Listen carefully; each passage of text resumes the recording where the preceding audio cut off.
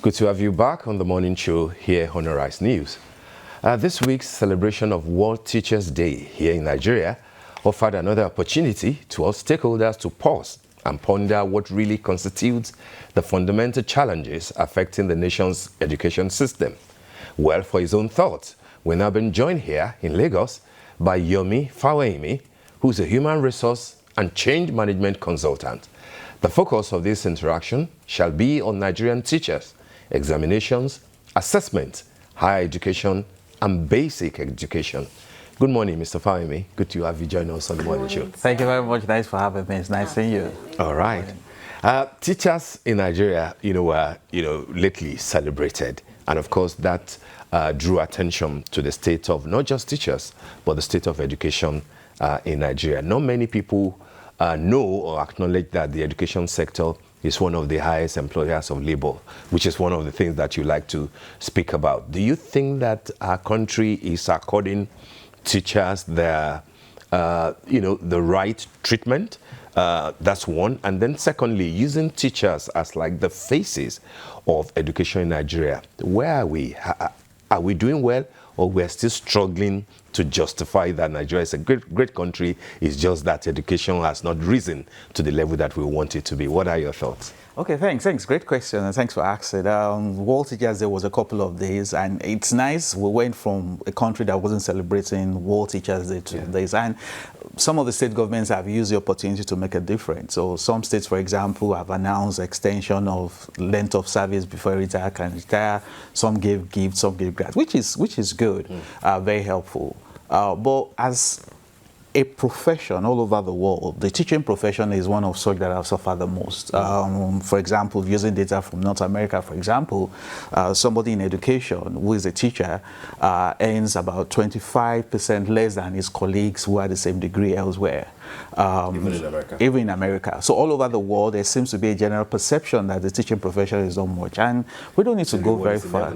Yeah, I mean, everybody says that as if anybody doesn't want some reward in heaven. But think about it. If you ever attended a naming ceremony in Nigeria, they pray for the child and say this child will become a lawyer, a doctor. Nobody says he will become a teacher. So there is a social perception of a teacher.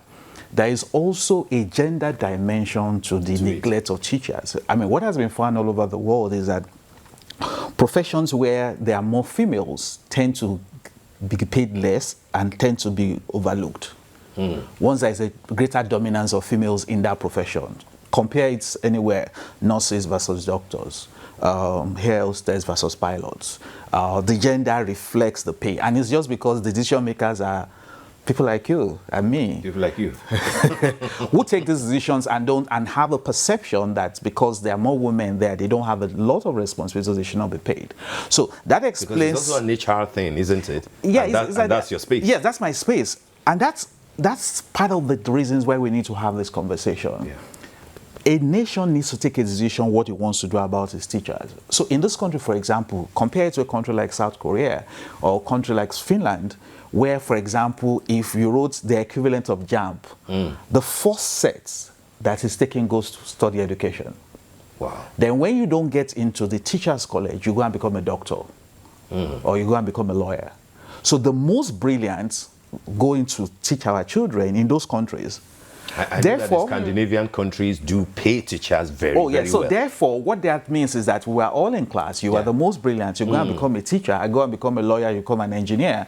When we sit down to hold meetings and we want to pay you, we know you are more brilliant than us. So we will respect you because you are the most brilliant. What did we do in Nigeria? We flipped it. We had a minister that took a decision and said the lowest cutoff mark to get admission to Nigerian universities is to become a teacher. Education courses. Education courses. We had systems and schools, College of Education, for example, that allowed students to become people that will go to start the LC program with 3 credits. So think about what we have now done. So in that class in secondary school, you were the most brilliant, you were next, and I was the struggling guy, right? You are a lawyer, you are an engineer, I'm a teacher. Now you guys sit down, you have become minister, you have become minister. You want to talk about what you pay me. You always knew I was a guy struggling.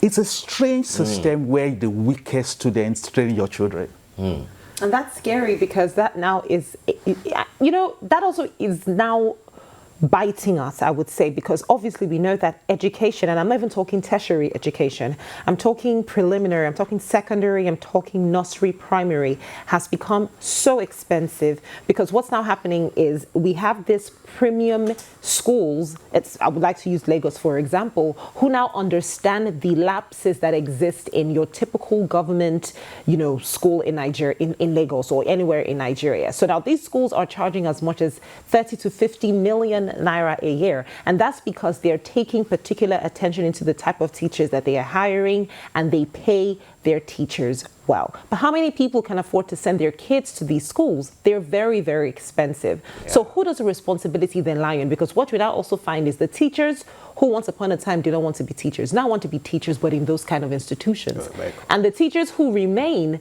and are stuck in this system where they do not get paid well are frustrated. Yeah, I mean, very great question. I mean, anybody who studied physics or engineering knows what is called mechanical accuracy. What it tries to, or mechanical advantage, what it tries to say is that, what did you put into the system, what did you get out of it? If you spend 15 million to train your child in KG1, what do you get out of it? People say, oh, those schools are paying teachers well, but what do you get out of it? What is the maximum the best teacher can get in a 6-year-old? So if I have 50 million and I pay for my child to go to school, and you pay 1 million for your child and somebody pays 100,000, and what we're getting there is no difference. Because come to think about it, don't forget, those children meet in various places. They meet in churches. They are family members. When they interact, do you see 50 million interaction from the 50 million? You may see it in the diction. You may not see it in the logic. You may not see it in the comprehension. One of the biggest problems we have in Nigeria today is the problem of comprehension. Go to social media and read people's comments, and that subject they taught us, English language, they said is comprehension. We were not well taught. Write anything. I mean, something as simple as, I don't know which school you finished from. I finished from Federal University of Tekle. Write something as simple as, Great Effect. Did you see the latest ranking? Yeah. I wonder what is the grade now, because I didn't even make first time. Don't go there. Let's come back to what you... So what has happened, therefore, is that we have schools who emphasize what is not really what makes for education at that level. At the level of the child. Okay. So diction is different from understanding lexis and structure. So I think some of these schools are just expensive. It's not efficient. But you might as well just It's not an efficient system. So you're paying, for example, for a school that has a zoo or has fishes swimming in its... How does that help? So think about this from this point of view. I've been teaching Nigerian universities since 1995. Next year makes it 30 years. So I go to teach in a school that has a fish pond and or that has an aquarium, right? And I'm teaching integrated science. I went to Yomi College of Education to become a teacher. There was no aquarium there. So they taught me integrated science without an aquarium. Now I am successful. I'm now in Lagos. I'm now teaching a school with aquarium. Somebody needs to teach me to connect that aquarium to integrated science. Else, I will teach integrated science the way I was taught in Yomi College of Education. But you parents are paying for that aquarium there. Oh, look at sports. Why is it that you have schools where they tell you to pay hundreds of thousands to do sports levy, and none of those schools has produced anyone that has represented Nigeria in any major sports in the last 15 years? Think about it.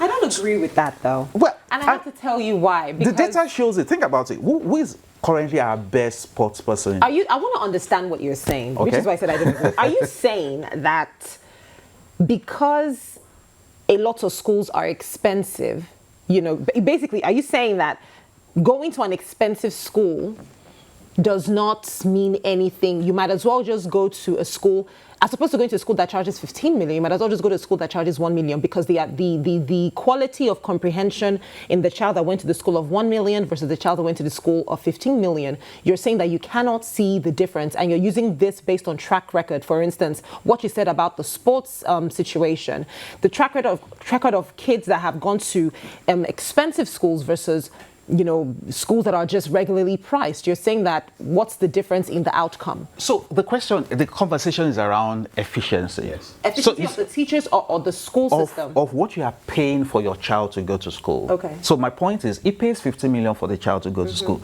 You pay 1 million, I pay 100,000. When those three children interact, can we see the difference? Yes, we can. So the responsibility, and the question is, are the differences the real difference of what makes for education? Think about it. I want to write IGCSE, I want to write JAMB, I want to write GCE. Nobody is going to test my phonetics, except I do oral English, right? They're going to test my lexis and structure. They're going to test my content, organization, what they teach us as Koema, mechanical accuracy, organization, when they tell us to write essays.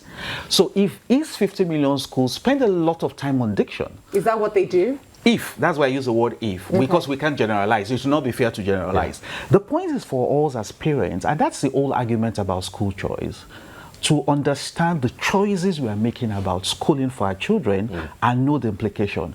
I, for example, have always told parents, there is no point you saying, oh, because it's going to be easy, I want all my children to go to the same school. I went to a school we never did, my primary school we never did inter-house sports. Inter-house sports. PE was jumping on bare ground. Actually, PE was sometimes agricultural science, because that's when we go to plant corn. My primary school. Where was that? In Ibadan. Oh, I went to a primary school in Ibadan, and we had great stuff. And it was a public school. Now, the interesting thing is that, so if you have a child, for example, that you want to go to become a sports star, target a school that will develop that child. Yeah. If you want to go to a school, we have a child that's going to be. So that's where the question of education. Isn't it better to just go to a school that does everything? Because how do you know? No school does everything. Let's all accept that. Yeah. There's no school that can do everything, because what does everything imply? So think about it. They call it aptitude or attitude. What the child can do or what the child. Attitude is what is the mental state of the child. So are you training a child to be? Think about it. The average Prime Minister of the US, of the UK, attended a few schools, all of them. Yes. Because there's an attitude they are training, and it's very deliberate in the training. Then the aptitude is, what does a child learn? So I want my child to be a music person. A school that is good in music will not likely be also good in sport. Will not likely. They may try their best, but also, is it also in your interest for your child to go to that kind of school? Think about the Segun Odegbami Sports Academy in Ogun State, in Wasimi, I think, for example. A child who goes to that school is competing against people who are like him. He wakes up in the morning, the first thing he does is sport. So parents need to make that decision. I do get your point, but we have very little time left. And what you're saying, is very profound. And I like, when you use the examples. Look at it this way. Where should we run to for things to begin for us to begin to correct things? Will it be National Assembly? National Assembly, where we know some of the characters there who will probably be earning between 27 to 31 million naira monthly. And now we're talking about what a professor should earn, between 500 and 600,000 naira. And that speaks to what you said at the beginning of the show. Where, therefore, should we run to? Because we have profs now becoming education ministers. We have them becoming, chair of INEC and, INEC commissioner and everything. Those who went through the old gamut of real education in position of powers, what should they begin to change so that we can begin to correct many of the anomalies that have been recorded in our education sector? Very quickly. I think one of the things is that we must redefine that word education. One of the biggest problems we have with our commissioners for education and the ministers for education is they feel education is schooling. Yeah. So they spend a lot of time talking about schools and what happens in school. Education happens in school and outside of school. Absolutely. We just had the coronation of the Olubadan recently. A musician came and sang a song and said, "We're laughing, but we're." Think about it. Oh no. Most people, when I was young, what I heard was "Ekpe laughing, we." That's the language. Somebody has educated us and changed it and said, "We're laughing, we." That is a musician. Today, if you said a word like wahala, most Nigerians know the meaning of wahala. But when you use a word like wahala, who comes to your mind? A musician. A musician has educated us on what it takes to. So what is happening is that our education ministry and education ministers, a commissioner, should stop thinking about schooling as the only vehicle for education. The issues of culture, issues of music, issues of drama, the concept of a woman is defined largely by culture, and that's education. Okay. Country like Sweden, for example, understand what I'm saying. You know what they call the Ministry of Education? Yeah. Ministry of Education and Culture. Because education is a tool that you use to propagate culture. Fantastic. That's why, for example, if you go to France as a young person, that's why France has that collection of Africans in their team. The French will tell you, if you go to a French school for 12 years, you will become French. You know, just before, I mean, because we have to wrap up this. Straight. We have to wrap up this conversation. With regards to what we were discussing earlier, I would say that I went to a school primarily because I wanted to be a doctor. And I was a science course student. I got out of secondary school as a science course student. But training for that school, I didn't study medicine. I did a bit of biomedical science, but I studied law. And I'm a journalist. So I just want to say that sometimes what you're going in with, you need an environment that can harness every potential. I did public speaking in secondary school. I did a lot of debates in secondary school, but I was a core science student. I got best student in physics, so I'm hothead when it comes to sciences. But I'm a lawyer. I'm a journalist. I'm in the entertainment industry. So it varies, but we have to wrap this up. We really have to wrap up. Sadly, Mr. Fawehinmi won't be able to respond. But of course, we need to bring you back because these are profound, you know, educative things that you're talking about. But we must thank you, Yomi Fawehinmi. Thank you so much for joining us.